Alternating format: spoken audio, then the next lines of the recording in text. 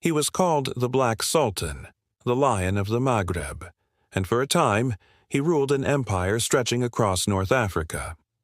Abu al-Hasan Ali ibn Othman, one of the most ambitious rulers of the Marinid dynasty, dreamed of doing what few before him had accomplished, uniting the entire Maghreb under a single banner.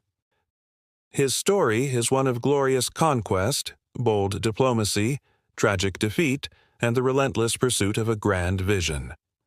When Abu al-Hasan came to power in 1331, he inherited a powerful but fractured state.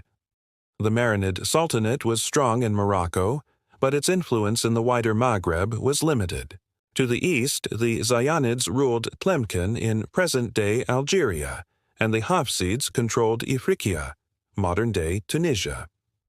These rival dynasties had long resisted Marinid dominance, but Abu al-Hasan had no intention of maintaining the status quo. His reign began with reforms at home, strengthening the army, expanding trade, and promoting religious and intellectual life.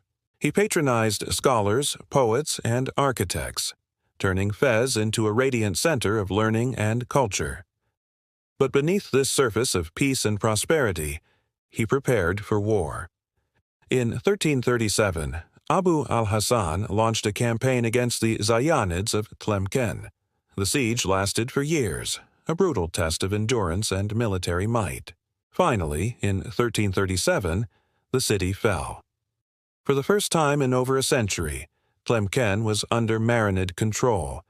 The victory shocked North Africa and elevated Abu al-Hasan's status as a leader of historic proportions. But he was not done.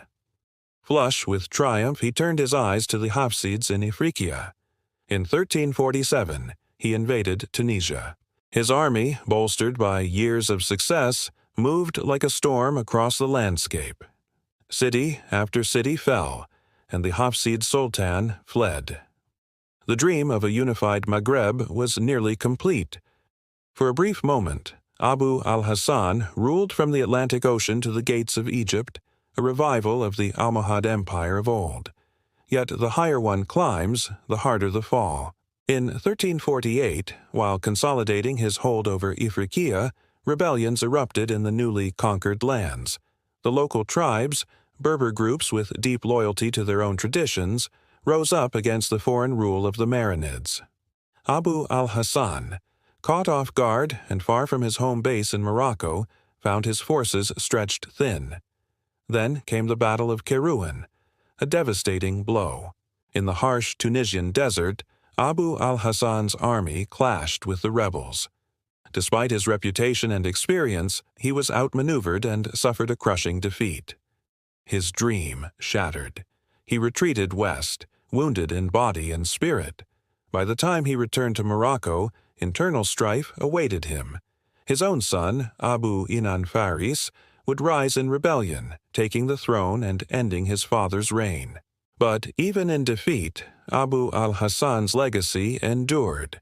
He had come closer than any Marinid ruler to unifying the Maghreb. His campaigns reshaped the politics of North Africa and left behind cities, institutions, and cultural developments that would last for generations. Abu al-Hasan Ali ibn Othman was a visionary, a warrior, and a builder of dreams. His story is one of ambition tested by fate, of soaring to the heights of power only to be brought low by the forces of resistance and betrayal. If you enjoyed this powerful journey through one of North Africa's greatest sagas, don't forget to like, comment, and subscribe for more thrilling historical stories. And hit that notification bell so you'll never miss the next great tale from the past.